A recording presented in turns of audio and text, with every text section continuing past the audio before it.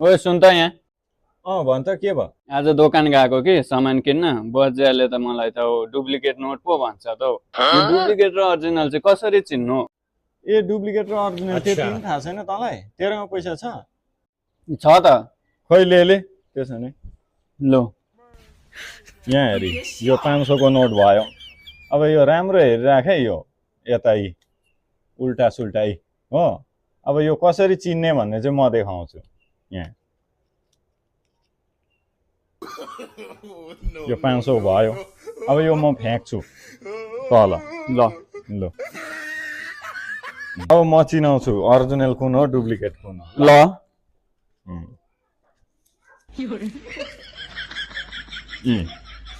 यो त अनि अहिलेको जस्तै छ त। अहिलेको जस्तै छ र त यो अरिजिनल हो त यो पैसा। अनि डुप्लिकेट चाहिँ?